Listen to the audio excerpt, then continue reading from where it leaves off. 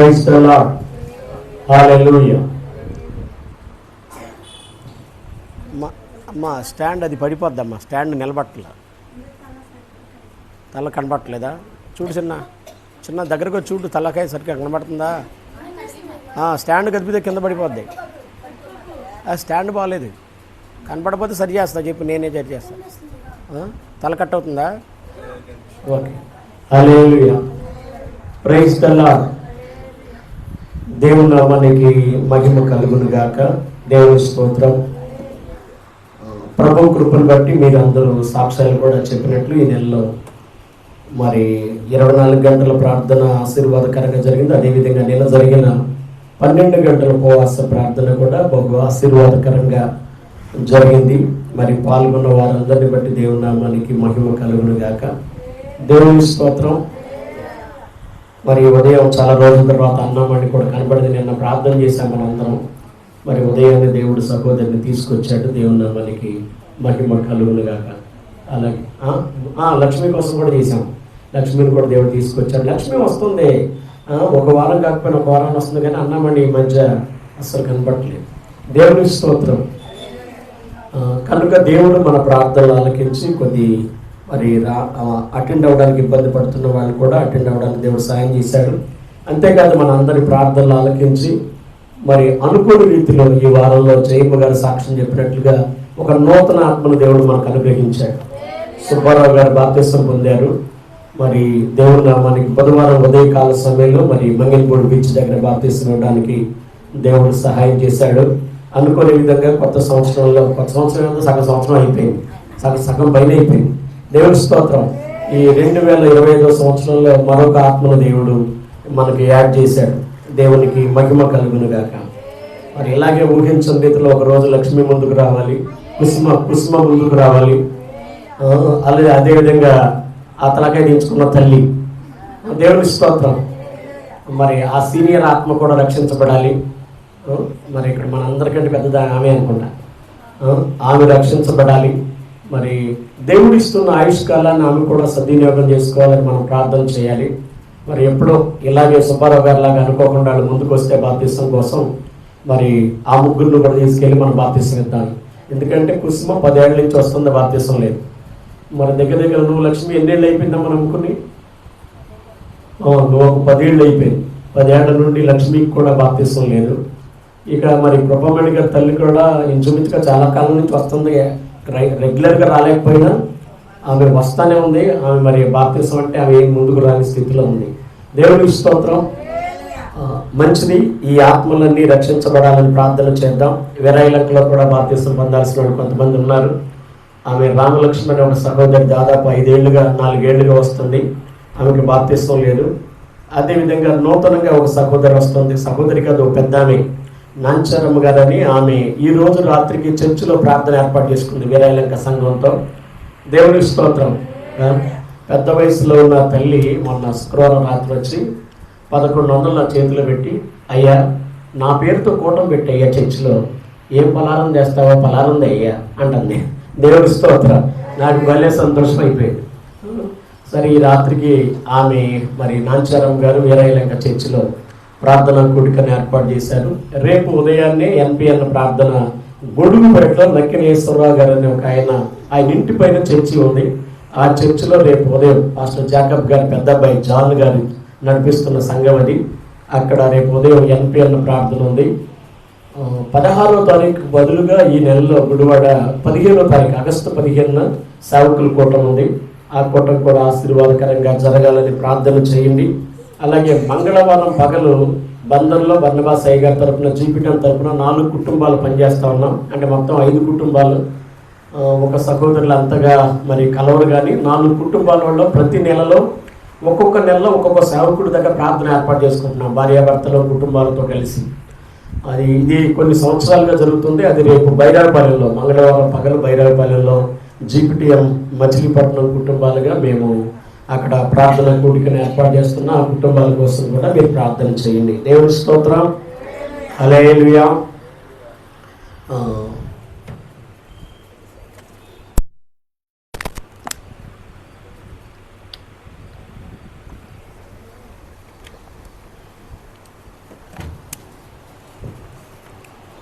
మంచిది. మరి మనం చదివిన ఉత్తర ప్రత్యుత్తరాలుగా చదివిన కీర్తన దగ్గరకు వస్తే ఈ 138వ కీర్తన దావీదు రచించిన కీర్తనగా మనం ముందుగానే పైన చూసాం. దావీదు కీర్తన. దావీదు కీర్తనాకారుడని దావీదు అంటాడు, నేను నా పూర్ణ హృదయముతో నీకు కృతజ్ఞతాస్తుతులు చెల్లించుచున్నాను, దేవతల ఎదుట నిన్ను కీర్తించేదను. హల్లెలూయా. దావీదు అంటే పేజీ నెంబర్ 524 అండి, 524 పేజీ. దేవునికి స్తోత్రం. దేవతల ఎదుట నిన్ను కీర్తించేదను, నేను నా పూర్ణ హృదయముతో నీకు కృతజ్ఞతాస్తుతులు చెల్లించుచున్నాను. ప్రభునందు ప్రియులారా, క్రీస్తు ప్రభు వారి చేత విమోచించబడిన మనం, రక్షించబడిన మనం, ఆయన రక్తములో కడగబడిన మనం, ఆయనను ఆరాధించే మనం, ఆయనను వెంబడించే మనం వ్యక్తిగతంగా ఓ శ్రేష్టమైన అలవాటు మనం కలిగి ఉండాలి. ప్రతి విషయంలోనూ మనం దేవునికి కృతజ్ఞతాస్తుతులు చెల్లించాలి. ఆయన ఇచ్చిన రక్షణను బట్టి, ఆయన మన జీవితంలో చేసిన ప్రతి విధమైన మేలును బట్టి, ఉపకారాన్ని బట్టి ఆయనను మనం స్తుతించాలి. ఉదయమునే పడక నుండి సజీవులంగా లేవగలిగామంటే ఆయనకు కృతజ్ఞతాస్తుతులు చెల్లించాలి. సూర్యోదయం మొదలుకొని సూర్యాస్తమయం వరకు ఆయన నామము స్తుతి నొందతగినది అని వాక్యం సెలవిస్తాను. ముఖ్యంగా ఆయనకు మనం ప్రతి విషయంలోనూ కృతజ్ఞతాస్తుతులు చెల్లించాలి. ఆయన ఇచ్చిన కుటుంబాలను బట్టి స్తుతించాలి. ఆయన అనుదినం మనకు ఆహారం ఇస్తున్నందుకు స్తుతించాలి. కొంతమంది ప్రపంచంలో ఆయా దేశాల్లో చూడండి, బాంబుల మధ్య బ్రతుకుతున్నారు, పేలుతున్న ఆయుధాల మధ్య బ్రతుకుతున్నారు, నిద్ర లేని రాత్రులు, కంటి నిండా కూడు లేని పరిస్థితులు. అక్కడక్కడ గాజాలో, అవి ఫేక్ వీడియోస్ రియల్ వీడియోస్ నాకైతే తెలియదు, కానీ గాజాలో ఉన్న చిన్నపిల్లలు వాళ్ళు ఆకలితో అల్లాడుతున్న తీరు, వాళ్ళ చింపిరి జుట్టు, వాళ్ళు అక్కడక్కడ గాయాలు తగిలిన దేహాలు, వాళ్ళు ఆహారం కోసం చేతులు చాపుతున్న దీనస్థితిని చూస్తే, గాజాలో పాలస్తీనాలో ఉన్న పిల్లల పరిస్థితి చూస్తే అత్యంత బాధాకరం అనిపిస్తూ ఉంటుంది. అత్యంత బాధాకరం. వాళ్ళు ఆకలితో అల్లాడుతున్న పరిస్థితి చూస్తే చాలా చాలా దారుణంగా అనిపిస్తూ ఉంటుంది. అంతేకాదు, ఇప్పటికీ మట్టి తిని బతుకుతున్న మనుషులు ఉన్నారు. ఏమి తిని?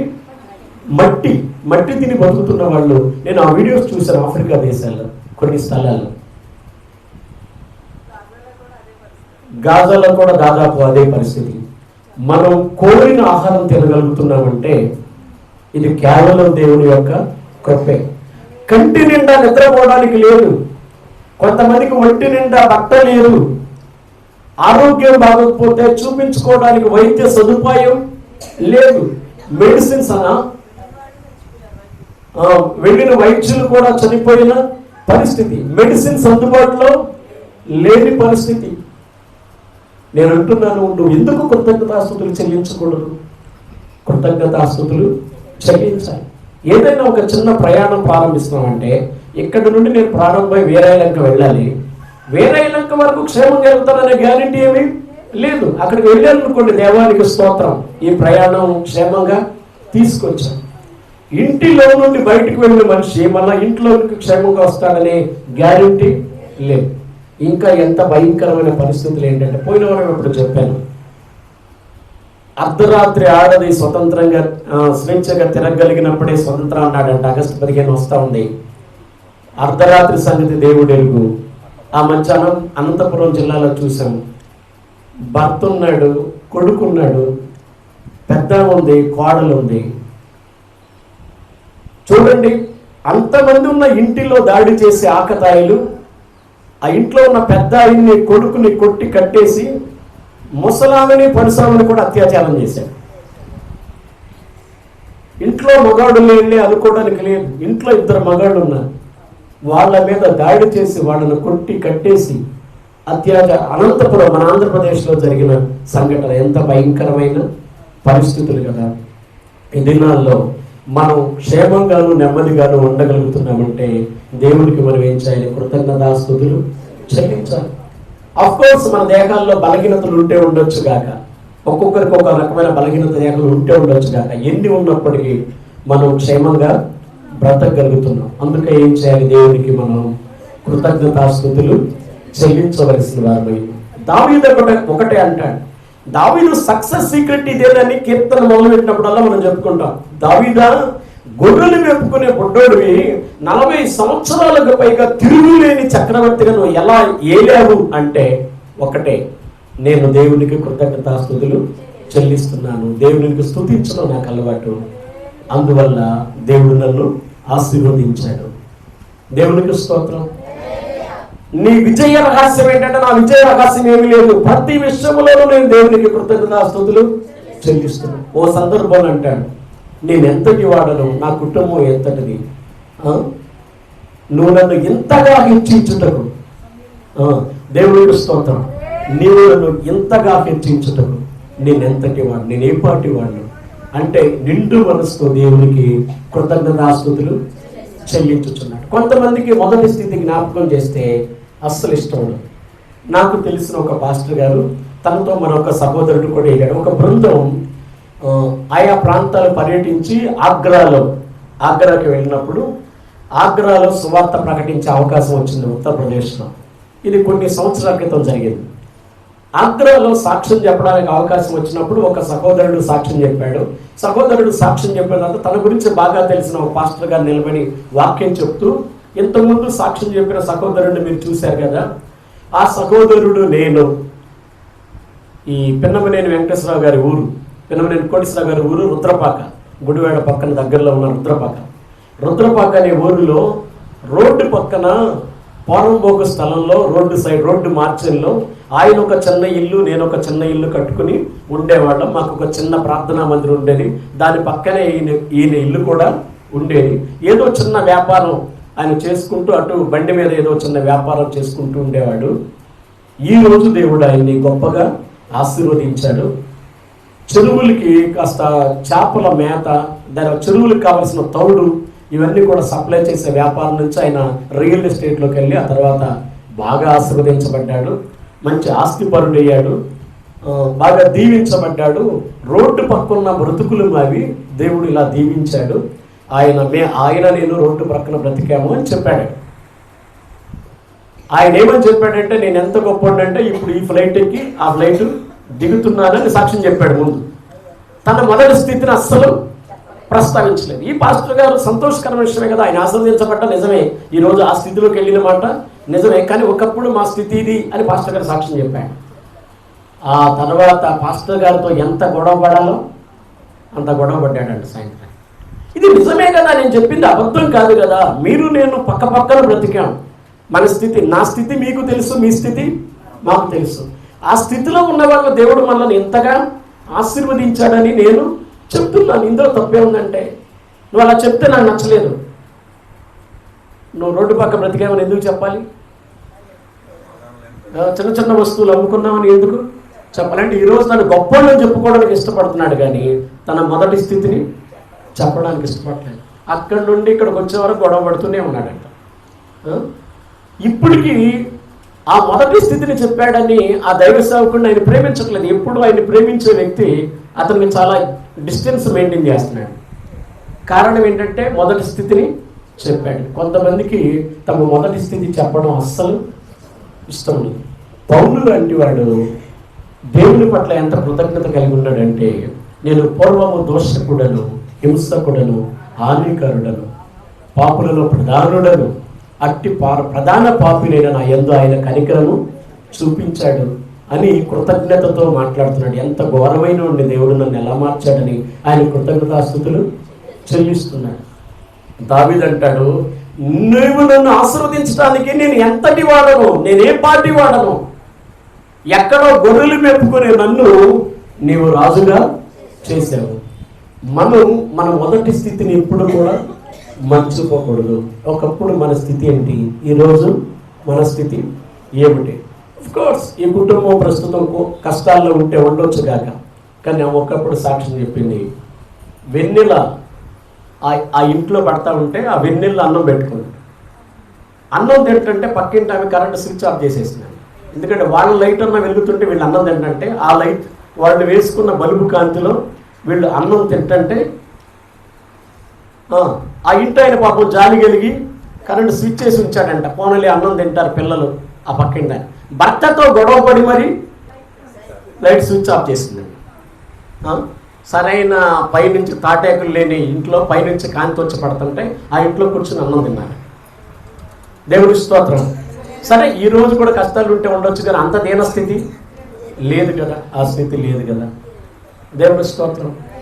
నాకు అన్నిటికన్నా బాగా కలిసి వేసింది ఏంటంటే అని చెప్పిన సాక్ష్యంలో, పిల్లలకి అన్నం పెట్టడానికి సరైన అన్నం లేని పరిస్థితుల్లో ఎక్కడో సాయిబాబా గుడి దగ్గర అన్నం పెడుతున్నారని ఆ తిమోతిని ఆ దీవెన ఎత్తుకుంటే, ఆ సాయిని ఈమె ఎత్తుకుంటే అందరూ పడి వెళ్ళి ఆ గుడి దగ్గర ఆ భాస్కరపురంలోనా ఎక్కడన్నా భాస్కరపురమేనా, ఆ భాస్కరపురంలో అక్కడ పెట్టే భోజనానికి కడుపు నిండా అన్నం తిని వచ్చాను.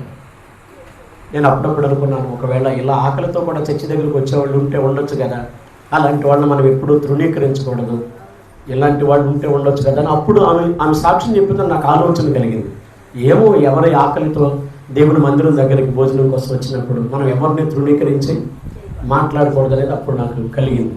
దేవునికి స్తోత్రం. హల్లెలూయా. మన మొదటి స్థితిని మనం ఎప్పుడూ మర్చిపోకూడదు.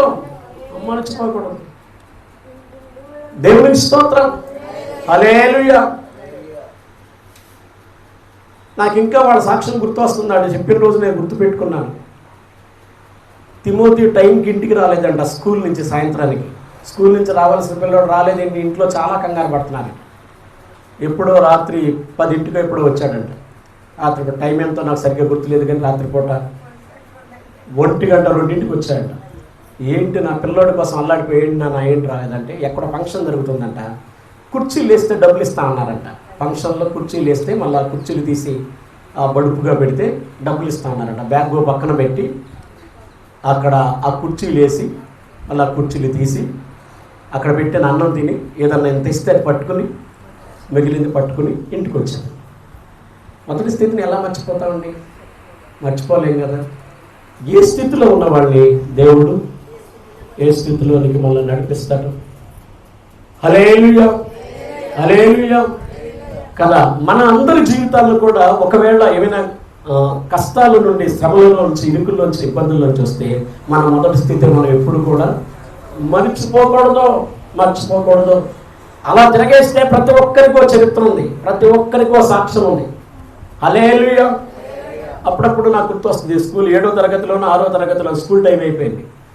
బ్యాగ్ మోయలేకపోతున్నాను. స్కూల్కి వెళ్ళడానికి బస్సు ఎక్కడానికి చేతిలో సిటీ బస్సులు డబ్బులు లేవు. ఆ రోజు సిటీ బస్సులు ప్రైవేట్ బస్సులు ఉండేవి, కానీ ఆ డబ్బులు కూడా లేవు. హడావిడికి నడుచుకుంటూ వెళ్తుంటే ఎవరో ఒక ఆయన తిన్నగా నా ముందుకు వచ్చి, పిల్లోడు ఎవడో కష్టపడుతున్నాడు అనుకున్నాడు అనమాట. టీవీఎస్ 50 బండి ఎత్తుకొచ్చి నా ఎదురుగా ఆపి, ఎక్సెల్ సూపర్ కూడా కాదండి, ఆ ఎక్సెల్ సూపర్ అప్పుడు లేవు, టీవీఎస్ పాయింట్ బండి ఉండే, టీవీఎస్ 50 వేసుకుని ఎదురు ఎక్కడ అబ్బాయి అన్నాడు. ఎక్కి స్కూల్ అది కూర్చుంటే అరే భలే బుర్రు భలే వెళ్ళిపోతుంది మీరు కూర్చుంటే, చాలా బాగుంది. ఎప్పుడన్నా పెద్దోళ్ళు అయినప్పుడు ఎట్టంటిది నేను కొంటానంటావు అనుకున్నాను. దేవుని స్తోత్రం. హల్లెలూయా కదా. దేవుని స్తోత్రం. అప్పుడప్పుడు కొన్ని గమ్మత్తైన జ్ఞాపకాలు వస్తూ ఉంటాయి. పెళ్ళైన కొత్తలో నా దగ్గర బండి ఉండేది, పాస్టర్ గారిది, సాధు గోపాలం గారిదని. ఆయనేమో చనిపోయే ముందు వేరే పాస్టర్ గారికి ఏదో అవసరం ఉందంట ఆయనకి ఇమ్మని చెప్పి ఈయన వెళ్ళి చనిపోయాడు. పెద్ద హార్ట్ అటాక్తో చనిపోయాడు ఆ బండి. ఆ బండి ఇప్పుడు నా దగ్గర ఉండేది. చనిపోయే ముందు వేరే ఆయనకి ఏదో పని ఉందంటే ఇవ్వు తర్వాత ఇస్తాడులే అన్నాడు. ఆయన దగ్గర ఉండగా చనిపోయాడుగా ఆయన నాకు బండి ఇవ్వాల. అప్పుడు అలా పోగేసి 2500 పెట్టి నా ఫ్రెండ్ మెకానిక్ దగ్గరికి వెళ్ళి, నాకు ఒక బండి కావాలి, ఏమిస్తావో నాకు తెలియదు, నాకు ఒక బండి ఇవ్వను నా మెకానిక్. ఆయన అన్నాడు, గోడ పక్కన ఓడ తీసుకున్న బాడీ ఓ చోట, టైర్లో చోట చూసి ఇదే నీ బండి అన్నాడు. ఏం చేశాడు? ఆ బండితో సామాను మొత్తం కలిపి నీ బండి చూడాలంటే, పూర్తిగా చూడాలంటే 2 రోజుల తర్వాత అన్నాడు. 2 రోజుల తర్వాత తీస్తే ఇదే నీ బండి తీసుకెళ్ళన్నాడు. దేవుని స్తోత్రం. 2500 పెట్టి టీవీఎస్ 50 తెస్తే అది మా అత్తగారి ఇల్లు మల్లవల్లిలోపు 5-6 చోట్ల ఆగేది. అదేమో నిలబడి తొక్కితే ఎప్పుడో స్టార్ట్ అయ్యేది, లేదా పరిగెత్తి దాన్ని క్లచ్ పెట్టుకుని పరిగెత్తి ఎక్కడో స్టార్ట్ అయ్యేది. ఆమెని బండి మీద తీసుకెళ్ళడం కంటే నడిపించుకెళ్ళడం ఎక్కువయ్యాయి. దేవుని స్తోత్రం కదా. దేవుడు ఆ స్థితిలో వదిలేశాడంటే నేనది ఆర్థికంగా ఆశీర్వదించబడటం మాత్రమే కాదు, ఆత్మీయంగా కూడా దేవుడు పాఠాలు నేర్పిస్తూ వచ్చాడు. సరే, భౌతికమైన ఆశీర్వాదం సంగతి అట్లా ఉంచండి, ఆధ్యాత్మికంగా కూడా దేవుడు ఎన్నో పాఠాలు మనందరి జీవితాల్లో మనకి నేర్పుతూ వచ్చాడు. ప్రతి ఒక్కరికి ఒక సాక్ష్యం ఉంది. ఏ స్థితిలో ఉన్నవాళ్ళు ఏ స్థితికి నడిపించాడు. నేను అంటున్నాను, ఇది ఇంతేలే అని అనుకోవద్దు. ప్రతి చిన్న విషయాన్ని బట్టి దేవుడికి కృతజ్ఞతాస్తుతులు చెల్లించాలి. ఒక ఆయన అంటాడు, భోజనం దగ్గర కూర్చున్నప్పుడు మనం ప్రార్థన చేస్తాం. ఇది గోపాలం ఆయన చెప్పాడు నాకు, ఆ పెద్ద ఆయన. భోజనం దగ్గర కూర్చున్నప్పుడు ఆహారం ఇచ్చినందుకు నీకు స్తోత్రం ఆయన అని ప్రార్థన చేస్తాం. ఆయన అంటాడు, అసలు భోజనం చేసిన తర్వాత కూడా ప్రార్థన చేయమంటాడు. ఎందుకంటే తింటుండగా చచ్చిపోయిన వాళ్ళు చాలామంది ఉన్నారు. గొంతులో ముద్ద అడ్డం పడి చచ్చిపోయిన వాళ్ళు చాలామంది ఉన్నారు. తింటూ ఉండగా ప్రాణాలు చాలామంది పోయినాయి. మనం బ్రతికున్నామంటే దేవుని కృప, ఆహారం తిన్నామంటే దేవుని కృప అంటాడు. ప్రతిదాని కృతజ్ఞతాస్తుతులు చెల్లించాలంటే ప్రతి విషయాన్ని బట్టి చెల్లించవచ్చు. ఎలా స్తుతిస్తాడంటే, నా పూర్ణ హృదయముతో యెహోవాకు నేను నా పూర్ణ హృదయముతో నీకు కృతజ్ఞతాస్తుతులు చెల్లించుచున్నాను. హల్లెలూయా. సగం హృదయంతోనా, పావు హృదయంతోనా? పూర్ణ హార్ట్ఫుల్ గా, హృదయం అంతటితో దేవునికి ఏం చేయాలి? మనం కృతజ్ఞతాస్తుతులు చెల్లించాలి. హల్లెలూయా, హల్లెలూయా. దేవుని నామానికి మహిమ కలుగును గాక. దేవుని స్తోత్రం. అంతేకాదు, దేవతల ఎదుట నిన్ను కీర్తించేదను. ఎవరి ఎదుట కీర్తిస్తాడంట? దేవతల ఎదుట కీర్తించేదను. నేను ఈ మాటను గురించి ఆలోచన చేసినప్పుడు, అసలు దేవతలు ఉన్నారా అనే సంగతి ఆలోచన చేస్తే, దేవుళ్ళు అనబడిన వారు, దేవతలు అనబడిన వారు అనేక మంది ఉన్నను, నిజమునకు దేవుడు ఒక్కడే. 1 కొరింథీ 8వ అధ్యాయం 4వ వచనం చూడండి. 1 కొరింథీ 8వ అధ్యాయం 4వ వచనం.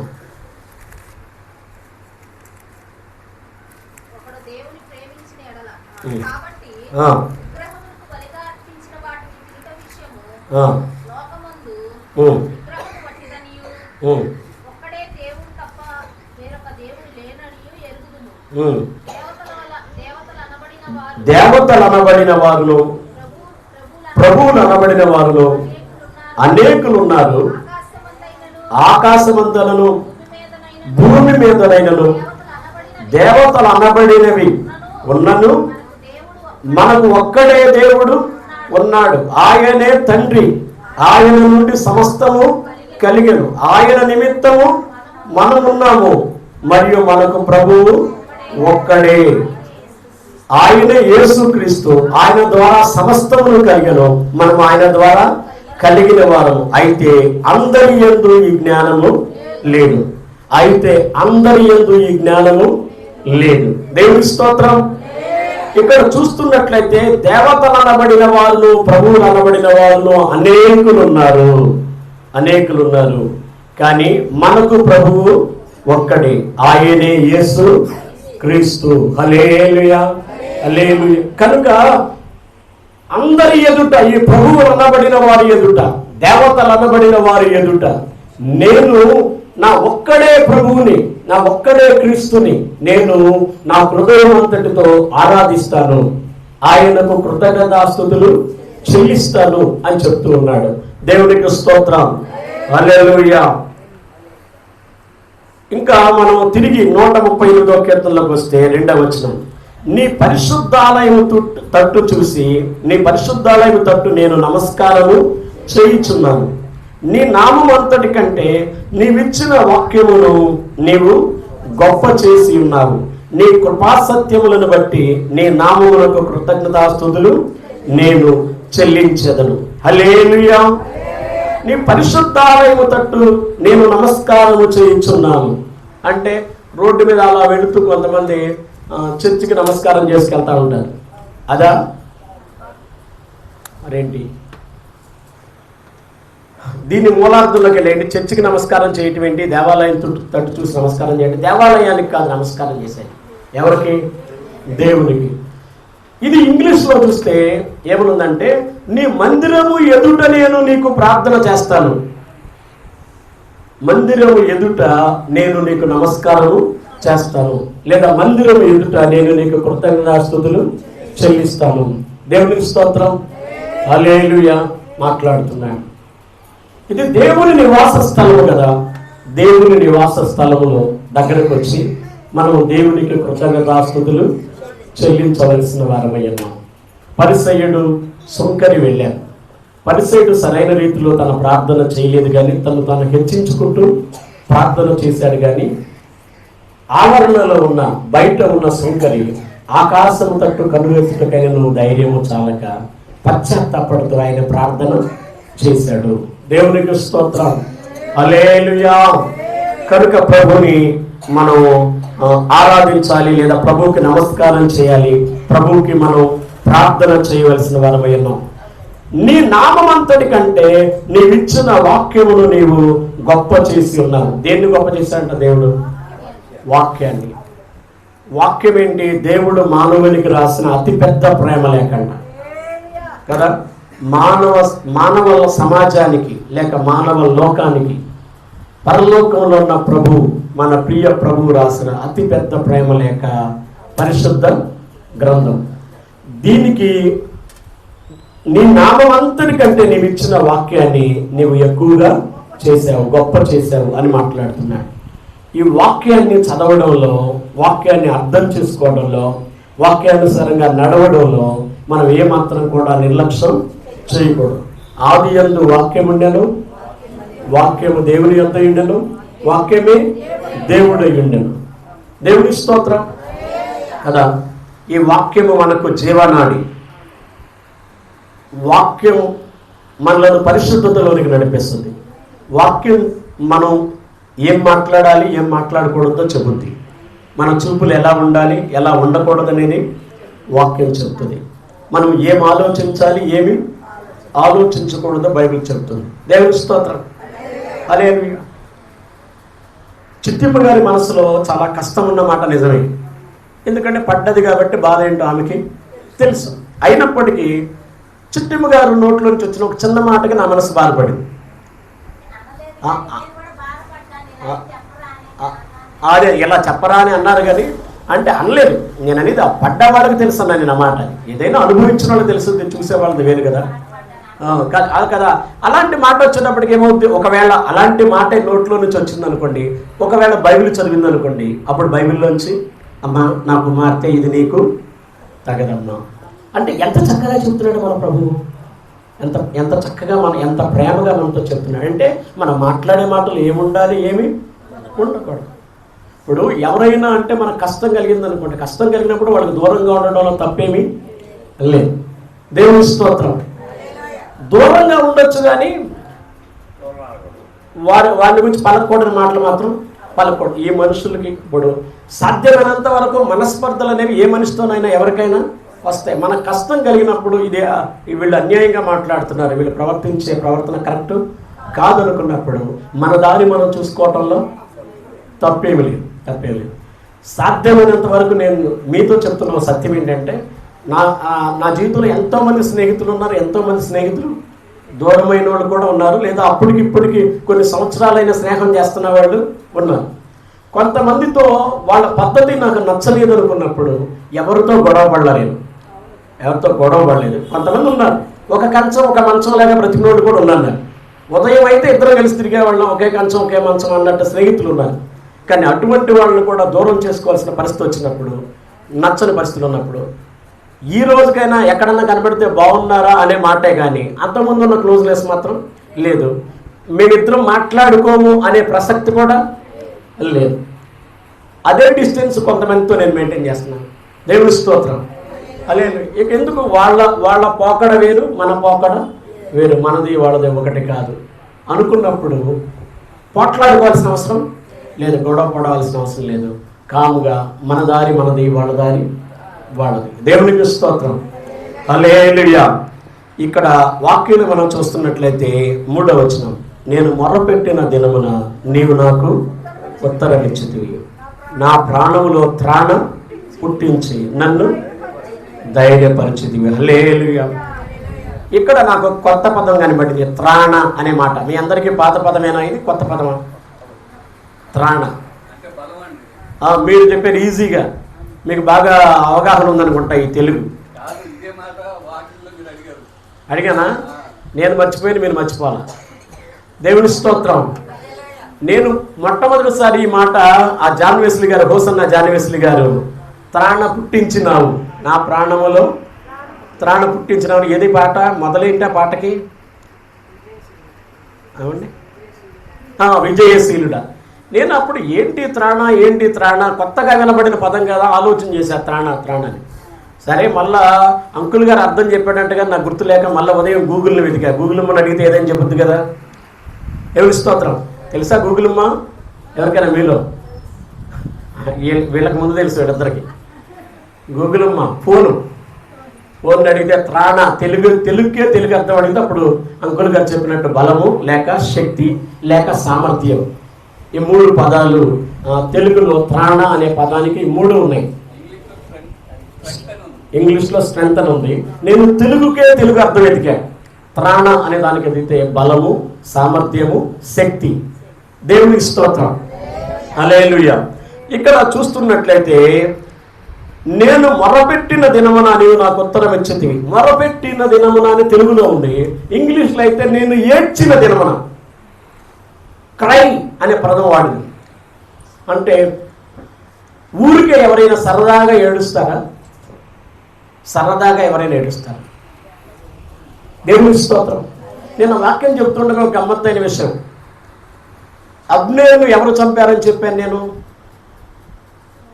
ఏమో మాకేం తెలుసు, నేను చెప్పింది యోవాబు చంపాడు. యోవాబు చంపిన తర్వాత అబ్నేరు పాడి వెళుతుంది, సమాధి పెట్టి వెళుతుంది.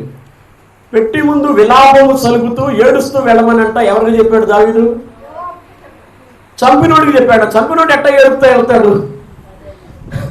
నాకేంటో చాలా గమ్మత్తు అనిపించింది అది చదువుతుండగా. అబ్నేరును చంపేసినోడు యోవాబుకి అప్పని చంపినోడికి అప్పు చెప్పాడంట. సంతాపము జరుపుతూ లేక విలాపము చేయించు లేక ఆ దుఃఖాన్ని సలుపుతూ ఆ సమాధి పెట్టి ముందు నడమన్నాడు. దావీదేమో వెనకాల ఏడుస్తూ వెళ్తున్నాడంట పాట పాడుతూ. అబ్నేరు నీచుదొకడు చచ్చినట్లుగా నీవెలా చనిపోయావు, బంధించకుండానే కాళ్ళు చేతులు కట్టివేయకుండానే ఎలా చచ్చిపోయావు అని ఏడుస్తూ, దావీదేమో వెనకాల పాట పాడుతూ విలాప గీతాన్ని ఎత్తుతూ వెళ్తున్నాడట. ఎదురేమో యోవాబును ఏడుస్తూ వెళ్ళమన్నాడట. విలాపం. నేను చంపేసినట్టు ఎట్లా ఏడుస్తా వెళ్తాడు ఉంటాడా అని నేను ఆలోచన చేసింది. దేవుని స్తోత్రం కదా. కొంతమంది ఉన్నారండి, ఇప్పుడు ఏడవాలంటే ఇప్పుడు ఏడ్చేస్తారు, స్విచ్ చేసినట్టు. అది నాకు అర్థం కాదు అసలు. ఎంతకాలం ఎన్నిసార్లు ఆలోచన చేసినా అర్థం కాదు. ఇప్పుడు వరకు పగపగా అవుతుండేవాళ్ళు కూడా ఇప్పుడు ఏడవాలనుకుంటే ఫ్యాన్ స్విచ్ చేసినంత ఈజీగా కన్నీళ్ళు కూడా కాస్తాయి, బటబట నీళ్లు కారుతుంటాయి. పోనీ మీరు చెప్పినట్టు అలా చేసినా ఓకే, అది కూడా కాదు.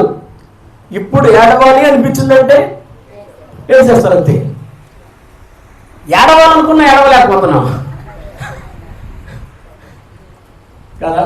ఏడవలసిన విషయాలకు కూడా ఏడుపురాక బాధపడుతున్నాం. కొంతమంది ఇప్పుడు ఏడవాలనుకుంటే ఇప్పుడు ఏడు చేస్తున్నాం. కొన్నిసార్లు ఏడవలేక నవ్వుతున్నాం అన్నట్టు ఉన్న పరిస్థితి.